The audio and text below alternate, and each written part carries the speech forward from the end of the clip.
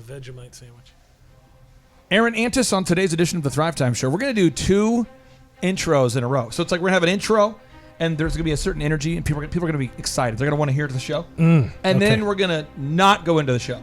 Oh. And then we're going to do another intro. So it's 2 intros in a row. Ah. It's like you go to a movie. You want to see like Godzilla or some big blockbuster. It's like hyped up. And you're ready to go. Yep. And then they have a trailer for another movie. Yeah. And now you're so excited you want to see that other movie at the same time. Oh, yeah. I And know you what you're find saying. yourself looking down going, I don't know if my phone, is it ethical to go watch a little bit more of the movie on my phone while I'm in this movie? Yeah, it's like a trailer for Godzilla and then a trailer for King Kong, and then you're like, hey, wait a minute, it is both in the same movie. So on today's show, we're interviewing a woman who claims to be 55 years old, but she looks like she's 27. Oh, you could tell by her voice that she's just 27. She's from Australia. She's an activist. She's an evangelist. She's a best-selling author, and she wrote this new book. It's called How Did I Get Here? Finding Your Way Back to God When Everything is Pulling You Away. Her name is Christine Caine, ladies and gentlemen. That's Christine Caine. She's from Australia. She claims to not spend her day with kangaroos 100% of the time. Right. And we'll see if we can get down to the truth of the matter. But first off, we want to know, how old is this woman? She can't be 55 years old. Not at all. Okay, so ladies and gentlemen, if you are out there today and you're trying to figure out how do you get back to God, maybe you've been drifting spiritually, this is the show for you. And then on part 2 of today's show, we interview Matt Caine about how you can achieve financial freedom and time freedom. All this and more on today's edition of the Thrive Time Show on your radio and podcast download. And now, intro number 2. All right, Thrive Nation, on today's edition of the Thrive Time Show, we're interviewing Matt Caine, and Matt Caine's going to share with you his success secrets. And you might say, who's Matt Caine? Well, Matt Caine is a man who awards you or awards people like you who want to buy an OxyFresh franchise. Maybe you're listening right now and you say, I don't want to take the jab, but I still want to have a job. Maybe you say, I don't want to be forced to take the vaccine. Maybe you have a job and they're saying you have to take the vaccine, and you say, I don't want to take the vaccine and I just want to have a job. Well, if you want to own your own business, you want to own your own job, you want to own your own time freedom creating vehicle, perhaps a franchise is right for you. You could buy a Jimmy John's, you could buy a Tip Top Canine, you could buy an OxyFresh, you could also buy a lot of orange whips. James, you could buy orange whips. They're like kind of like a smoothie. I didn't know that. Well, yeah, a franchise for that? A franchise or just a No, whip? you couldn't make money with it. I mean, you'd be throwing your money down the drain. But you could buy an orange whip with your money. You could invest in smoothies, or you could invest in growing a business, buying a business. If you want to buy an OxyFresh franchise, this guy, Matt Caine, is the one who has the keys to the castle. You can't buy an OxyFresh franchise unless he approves you. OxyFresh now has over 450 locations all across the country, and his business is booming, yet he never cleans carpets himself. James, think about that. This man, his company cleans hundreds of carpets per month, but yet he never cleans the carpets. How's that possible, James? Oh, it's pretty amazing. He just has a system in place, and he follows the system. And he has great hair. You've seen him before. Great hair. I've seen photos of him. A beautiful man, but yet he claims to not use shampoo or conditioner. I don't believe it, do you? How's it possible? All this and more on today's edition of the Thrive Time Show on your radio and podcast download.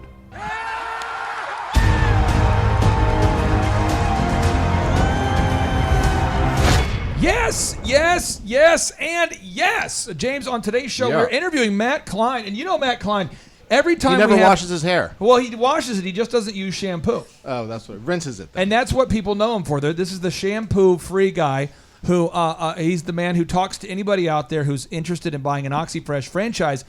You have to get through the gatekeeper that is Matt Caine. Matt Caine, welcome on to the Thrive Time Show. How are you, sir? I am doing great. How are you guys? Right. Well, Matt, we have some concerns, we as in me. All right. And I'd like to bring them up here if I can, and we'll just keep it private between you and me and the listeners and the people. Does that sound okay? Okay. Second, the 2 concerns I have is, why don't you use shampoo, and why are some people not a good fit for an OxyFresh? So let's talk about the shampoo thing first. Let's get what's going on with that. I don't know, man. I just use water. Water's enough for me. I don't put anything in my hair, so. Why do you think other people use shampoo, Matt? I think they're just dirty. I mean, when did you make the shift? There's had to have been a time where you said, nope, shampoo, not doing it. Because everybody else does it. I do think it. It just came from laziness and not buying it from the store and then realizing I don't smell bad, so I don't need it. But you look good, And I don't understand it because you would think that you'd be like a greasy Rastafarian looking kind of like afro, like you'd have, like your hair would be like, you know those guys like Bob Marley, you know, where they got that. You would think without using any shampoo at all, it would eventually become that. You know, do you use hair product? I stopped using Aquanet in '99, so I don't have those problems anymore. Do you see Well, wait, this, was James? it before he was married or after he was married? When did that happen? Is there any It's correlation way there? before. So I'm just- this is a tried and true. It's tested. It's okay. I'm just saying you're a handsome guy, and yet you don't use any shampoo, and your hair looks good too. Is there any? Well, also, how old are those photographs we were looking at? Were they These are new photos. Matt, you got a new photo on oxyfresh.com. People can see with the white background. You're looking good, I Matt. do. Hey, thanks. I appreciate that. What do you do? I mean, does the hair product just come right out? Yeah, it just happens, man. Clay, you know where It's there's just some trained people. hair. There's a whole industry of shampoo and conditioner. People are running around going, should I get shampoo with conditioner? Should I do it without conditioner? There's men I know who are like, man, my hair's kind of oily. I know this because I own a haircut chain. People come into my life, they say, Clay, here's the deal. Okay, I have hair. It's a little bit oily. What kind of shampoo does your stylist recommend? I say, I don't know. I'm not a licensed stylist. Talk to my professionals. And the ladies who work there, they'll have consultations, entire conversations. Men all across the country are asking what hair product is good for me. And then you don't use any shampoo, and you're one of the most handsome guys I know. And I'm bitter about it, and I will get to the bottom of this. I think you are being dishonest, and I think that you actually do use hair product, shampoo. And conditioner. I believe you do. Well, Clay, do you know that there Certainly are don't. people I don't out think I've there? ever used conditioner, and I just don't, man. Yeah, he's like one of those people that never brushes really their teeth good and never gets shower a cavity. It's like that type of person. He's the kind of guy that, and Matt's a physically fit man. And Matt, did you not lead all of Colorado high school when you're in high school? Did you not lead all of Colorado in scoring when you played basketball? Am I not making that? Am I making that up, Matt? I did for a time. Yes, I did. How many points a game did you score? Just under 30, 29. How tall are you? 5'10", 5'11". It defies big logic. teeth, man. The guy's unbelievably physically fit. He's got great teeth, great hair. He's not 6 feet tall. He doesn't. You would think that a guy with that kind of hair, that kind of lettuce, that guy would have like a routine where he's like, okay, I use this specific shampoo, then I use loofah, then I got this conditioner, and then I have a mister, I've got a steamer. People have all these accoutrements. You have none of it, and your hair is perfect. And then you have perfect teeth. And then, Matt, you are great at basketball, but you're not 6 feet tall. There's men out there who are 6'7" who wish to score 20 points a game, and you got 29 points every game. Are you Illuminati? Well, Are you Illuminati? I certainly am not. It's just a little bit of effort and a little bit of luck. I'm tired of it. Okay, so let's talk about OxyFresh here because we're going to kind of cut it short today because you've got some big things going on in your life right now. OxyFresh is booming. Matt, how many franchises are we up to now with OxyFresh all across the nation? We're at about 460. Woo! So 460 OxyFresh franchises. How much money does it cost for somebody who wants to buy an OxyFresh? It costs $40,900 for an initial franchise fee. That includes equipment, product, territory, and training. We'll fly you out to Colorado and you spend some time with us. And then typically, once you've done that, you want to have about $20,000 or $25,000 in operating capital, just available to get your business going and cash flowing and really running at a level that's efficient. So again, how much money all in for someone out there listening right now? Maybe there's somebody who just got laid off. 65. Yeah, 65,000 all in, but $40,900 is the initial investment. The rest of it stays with you for operating. And so again, if somebody's like the step one, they say, I'm thinking about buying an OxyFresh. I'm interested in owning my own job. I just left corporate America. I'm going to leave corporate America. I'm on the verge of leaving corporate America. What does the process look like? Yeah, so you just want to start to evaluate, what you're trying to accomplish. And, I think it's perfectly fine if you don't know the answers to that to just go explore, right? Look, if OxyFresh is on the horizon for you, or you want to explore that, go on to Thrive Time Show /OxyFresh and fill out the form there. We'll discuss with you. Or for people that aren't on that, right, they can just go to OxyFresh. But essentially, we want to take you through the process of evaluation and validation to first see if, what your goals are and if they are realistic and if they align with what we're doing here. figure out if the territory that you're looking at is available, figure out if the funding options are good for you. And we just want to take you through the entire evaluation and validation process of becoming a franchise. Okay, and so again, step one, we go to thrivetimeshow.com/oxyfresh, thrivetimeshow.com/oxyfresh. We fill out the form. Do you call people, or who calls people? Yeah, we'll reach out to you via text and via email and via phone, and just start the dialogue. Have an initial conversation. We'll have some screen shares. We'll look through everything. Depending on what your time frame is, which is completely dependent on the person, not us. Yep. We'll just keep going through the process, and we'll go through it at whatever speed in which that candidate it feels comfortable with. The goal here is not to push one way or the other. The goal here is to get you all the information that you need to make the right decision for you and your family, and if OxyFresh is even the right fit. And some people buy an OxyFresh, and correct me if I'm wrong, and they make a lot of money. I mean, some people make a lot of money, and some people make a lot less money, and it's up to you, right? How much money you want to make or not make. You're paying for the right to have the territory, but you're not going to beat people up if they don't want to bring in $1 million a year of gross revenue, correct? Yeah, exactly. Everyone's got different goals. Some people want to have 2 or 3 employees. Some people want to have an empire. Some people want to do the jobs themselves because they just don't want to have a boss anymore. There's a lot of different ways to get to success. But the thing is, the success is what you determine it is. And so we'll have those discussions on what your goals are and get you to a point of understanding how we can get there. We're giving you the vehicle, the support, the marketing, all the technology to get you to where you need to be, certainly more than who you're going to be competing with. But you still got to drive that car, right? You still got to put the effort in and do all the things necessary. And that's another thing we'll discuss. What time frames do you have in your day? What are you currently doing? And we'll discuss if that can fit. Because there's a lot of different ways to own this business. It's not a one size. It's not like owning a McDonald's or something where you have to do it in a certain way. We can fit this into a lot of different lifestyles and really be successful with it. Okay, final question for you, then I'll let you get back to doing all things Matt Caine, which I'll tell you this, James, he's definitely using shampoo. I'll tell you that. Illuminati, Matt Caine, Illuminati. This guy led he led all of Colorado in scoring, and he's not even 6 feet tall. Well, does he use soap though too? That's another question. Do you use soap? Do you use soap? I do use body wash, yes, sir. And do He's you ever using just that say as a whoops shampoo and and a exactly. toothpaste. Yeah, and he washes his face and puts it on his body. We'll talk about this more. People want to know. Okay, but my final question for you is: you have two locations, right? The OxyFresh. You personally own 2, correct? I do. Yep. And how many carpets did you clean today? I just want to know because your company's out there cleaning carpets. Your franchise is cleaning carpets. About 24. Listen, Illuminati, I asked you. I feel like I'm interviewing. He's not answering the question. I feel like I'm interrogating Bill Gates, where he wouldn't, the whole monopoly thing, where he was being investigated for a monopoly, and Bill Gates is just rocking back and forth, not answering questions. Scheduling center, and there's a same-day job that asked me if we could fit in. I don't know if they fit that in or not yet. I'm going to ask you the question. I'm asking you the question again, and then I'm tired of the Illuminati, deep state. It's like interviewing Bill Gates. It's like trying to. It's bizarre. It's really, this is inappropriate. Is what's happening. It's a non-answer. It's a non-answer. I'm asking again. Listen, Answer the question. Listen. Our listeners want the truth. We're tired of it. Okay, so listen. Your location's going to clean how many carpets this week, and how many of those carpets did you personally clean? Answer the question. I get it. Oh, yeah, I didn't know. Sure. I did not clean any carpets myself personally. There you have it. There it is. See, you get further proof that you might be part of the Illuminati.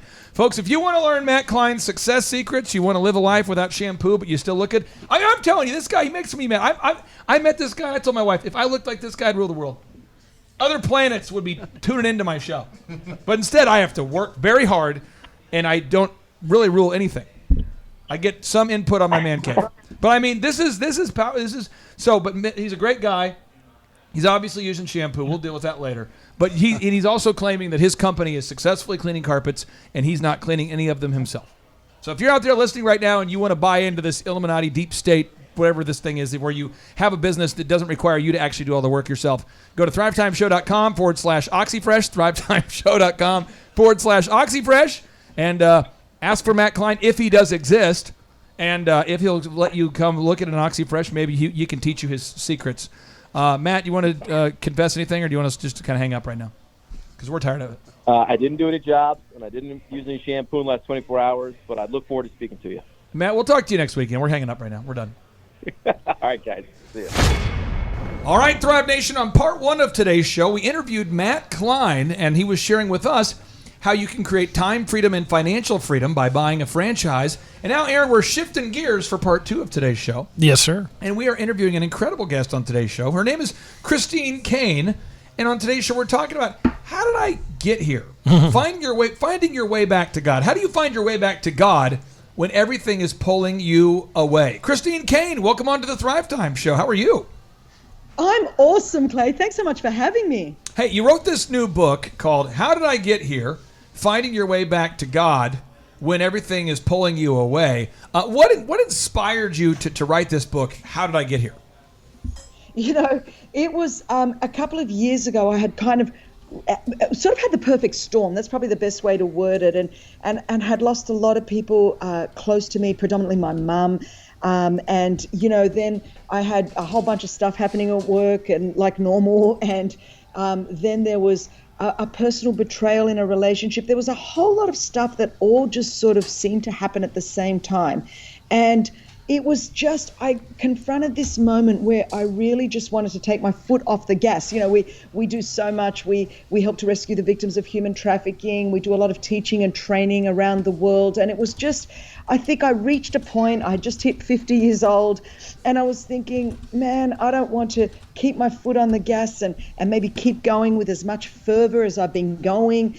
And I turned to my husband during kind of one of these sort of meltdowns, and I just said to him, how did I get here? How would I get to this place? I've always been so full of passion, so full of purpose, and just realized that in that time of just so many things going on in my life, that I just reached this drift. And for me, the drift was from purpose. It was like, you know what, I got my eyes off the goal.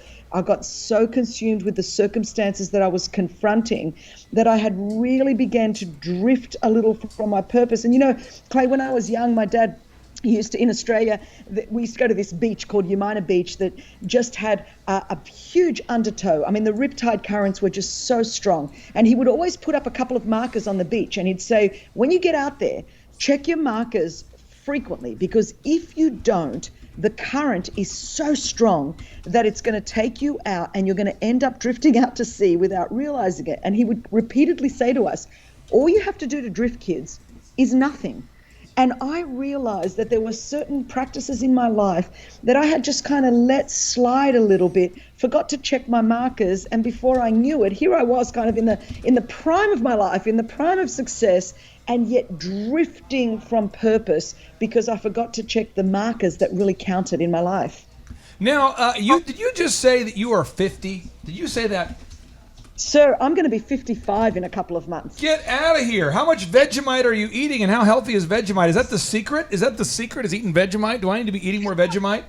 You may be the first American I've talked to that actually even knows what Vegemite is. Have you ever had it? I have. This is what happened. I actually went to college at Oral Roberts University. When I went to college at Oral Roberts University, my roommate, my name is Clayton Clark. That's my given name, Clayton Clark. My roommate, his name was Clinton Clark. Wow. And I knew it was going to go bad because I don't do roommates. You know, my wife and I, to this day, I don't share bathrooms. I can't do it. So I had converted my dorm room into a recording studio. And I was trying to build rapport with my roommate because I knew that soon he would discover that my working hours are from 3 a.m. until 10 p.m. And so I recognized it wasn't going to go well. So I thought I'll get him some gifts. I'll get him some stuff. And then he said, yeah, hey, thank you for the gifts. And I have a gift for you. Try out this incredible Australian food item, Vegemite. And I thought it was the worst thing I've ever had in my entire life. And could you describe the flavor? And do you like Vegemite? Is that a big thing for you? Yeah, I do love it. It's every time we go back to Australia, we get several jars because I want to keep my kids Australian. But it is actually a yeast paste. So it's pitch black and it's a yeast paste. Normally when we give it to Americans, we put it on really thick on a slice of toast so that they'll spit it out. But you're supposed to actually have a slice of toast, put a whole lot of butter on the toast, and then a very thin layer of this yeast black paste. And I love the taste of it. It's so salty. It's so awesome. But the secret is how much you put on. You're only supposed to put a little bit on. Okay, I'm gonna write that down. That's probably the key to looking like you at the age of 55. Now, your voice is very familiar to me because I have an office playlist of praise and worship music in my office, and the video that cues up after my playlist end is always you. Really? After my playlist ends, it always cues up. Yeah, I listen to the tribal praise and worship set, and when it gets to the end of it, tribal, by the way, it's on YouTube, TRIBL. You're always at the end of the playlist, and so I hear your voice virtually every single day. I don't know if that's a good thing. I hope it is. No, it's a great thing. It's a great thing. Now, okay, so you're this book. Previous to writing this book, tell the listeners out there about your career, because some people maybe don't know where you came from. I know a lot of our listeners want to know more about you.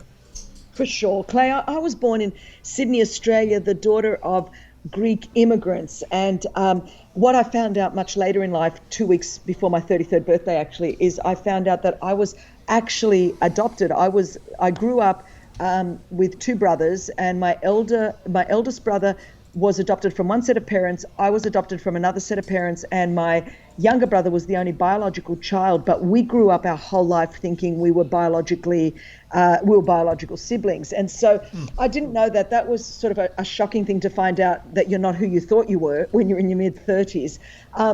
But I was left in a hospital in Sydney, Australia, unnamed and unwanted. In fact, my birth certificate does not have a name on it. It says child's name, unnamed, number 2508 of 1966. I was the victim of sexual abuse for many years when I was very, very young. And my immediate family was fantastic, but my parents had, allowed people into our home that they should have been able to trust that proved to be extremely untrustworthy. So that really...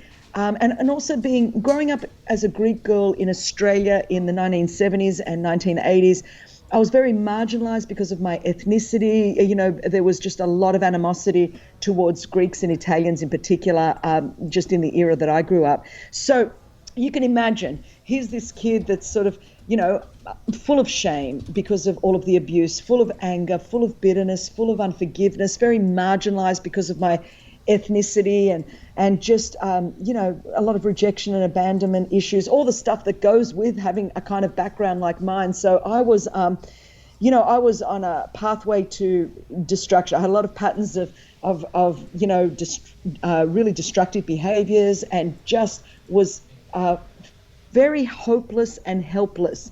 And then very late in my teenage years, coming into my early 20s, I truly encountered a life-saving relationship with Jesus Christ. For me, it was real. For me, it was something that just literally transformed my life. The fact that I had a Savior that could forgive me for all of my past and give me a brand new start and a hope for the future. And that set me on a path of purpose. And, over the years, in my early 20s, through my local church, I started to serve in a community-based youth center, and then I ran a large national youth movement in our nation. And then my husband and I together founded the A21 campaign, which is a global anti-trafficking organization. So our goal is to abolish slavery everywhere forever, and we have offices in 15 countries around the world and are very, very actively involved in helping to reach the vulnerable and rescue victims and to restore survivors.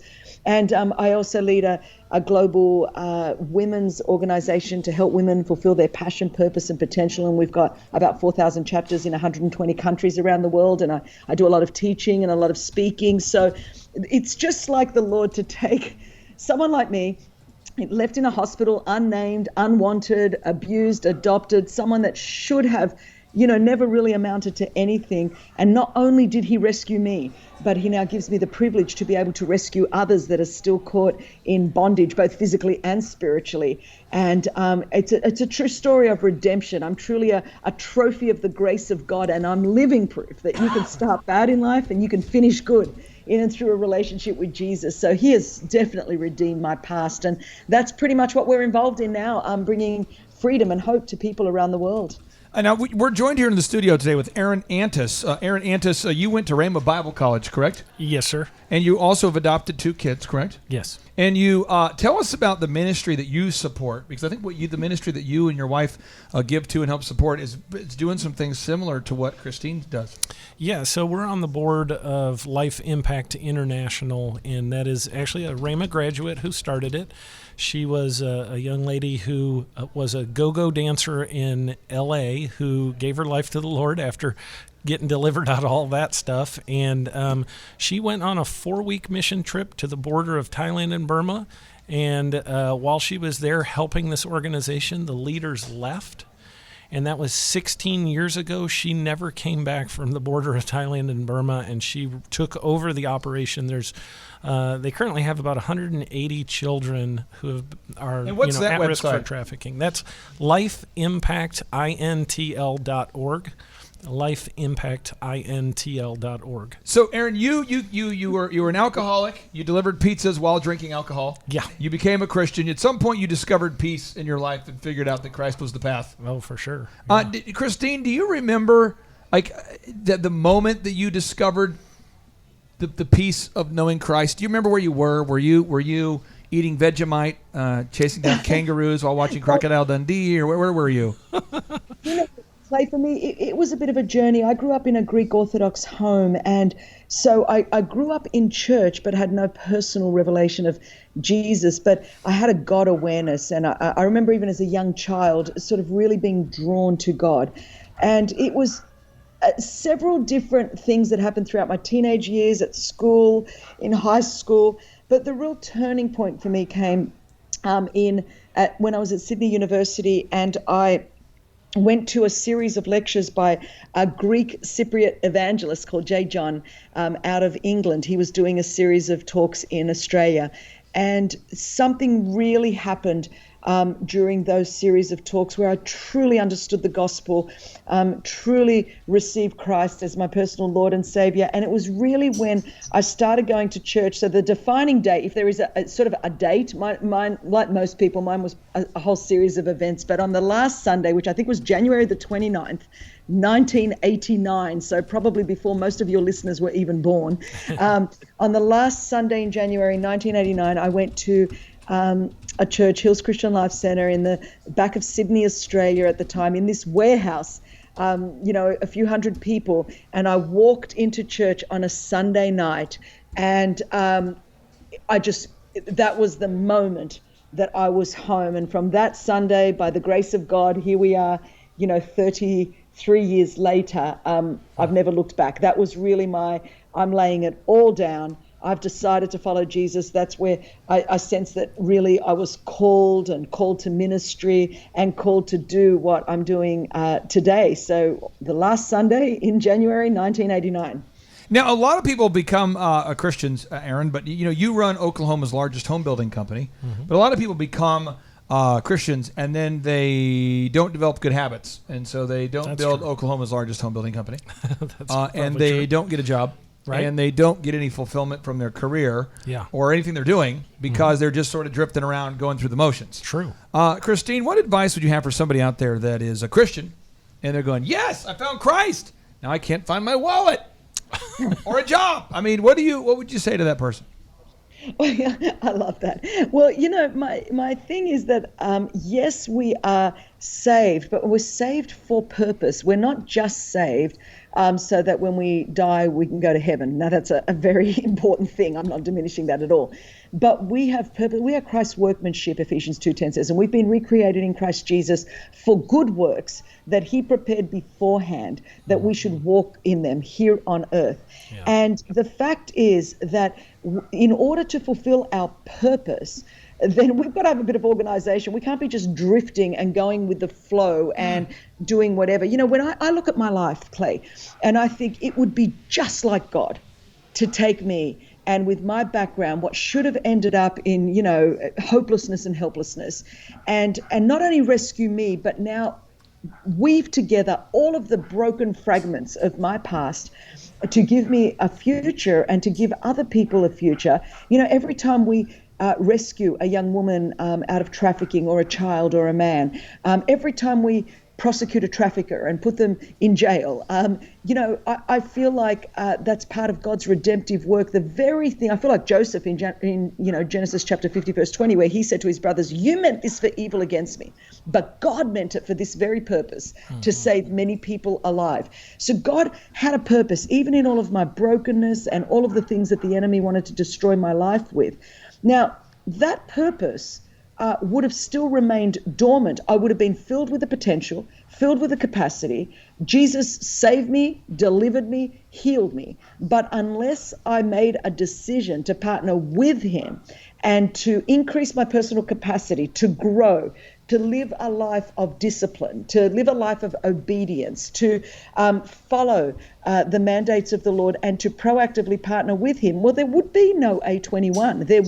There is so much dormant potential lying in the lives of many believers because we won't do what it takes to live a life of purpose and to live a life of discipline, and we're just kind of drifting with whatever we feel like today, or we will blame our past for not stepping into our future, or we will just drift with the currents. And the world's currents are shifting. Our world is out of control in every realm of life, politically, socially, morally, environmentally, economically, spiritually. The world has gone cray-cray. And so if we do not choose to check our markers, the writer to the Hebrews in Hebrews chapter 2 says, therefore let us also pay much closer attention, lest we also drift from so great a salvation. All you have to do to drift is nothing. And so if you are not going to be a focused and disciplined Christ follower, you are never going to build endurance, you're never going to fulfill your purpose, and you're going to cross that finish line not having done the very thing that the Lord has put us on this earth to do. And so your history doesn't have to define your destiny. Your limitations don't need to define your destiny. What you have to do is make a decision that I'm going to live a life of purpose, on purpose, so that I don't just drift with wherever the world takes me. Christine, if somebody out there wants to learn more about you or to maybe get a copy of your book, is there a specific website that we should go to, or should we just kind of wander to the Australian region and we find you there? Or where's the best place? Down under. Yeah, should we just go down under? Where can we find more about you, and where can we pick up your book? Oh, awesome. You can find me on ChristineCaine.com, and of course, Instagram, and I'm very active on Instagram and on all of Facebook and Twitter, all the things. You just put Christine Caine, you'll find me. You can get How Did I Get Here anywhere books are sold. And so I'm really believing God, it's going to really help those that feel that they've drifted and have woken up and gone like, how did I get here? My prayer is that people realize you've never drifted too far from the love of God or the grace of God or the mercy of God. You can always come home to him, and that if things like just life, especially the last year we've been through with the pandemic and just so many upheavals in society, I think it's just so important to know that we've got to, as believers, we have to check our markers so that we don't drift. And if we have drifted, check our markers and go, okay, it's time to get back on track and get about the Father's business and get on course with our God-given purpose and destiny. Christine, you are an incredible guest and a wonderful author, a person who's very dishonest about your age, though, I will say. That's 55, are you kidding me? She's definitely not 55. Definitely much not younger. 55. Folks, much younger. Don't trust what you read online, folks. This woman's probably 27 or something. Yeah. She's on the all Vegemite diet all the time. Obvious. Just all she's doing is Vegemite. So we'll look into. We might have you on again once we discover your real age. But thank you for being on today's show. Clay, it's my honor. And if you don't like Vegemite, you can always use it as a face mask because it obviously has great mineral potential. Oh, there you go. Oh, there it is. Hey, thank you so much for joining us. That's the Vegemite Queen right there, Christine Caine. Have a great day, ma'am. Thanks, Clay. Take care. Bye-bye. Bye. And now, without any further ado, 3, 2, 1, boom!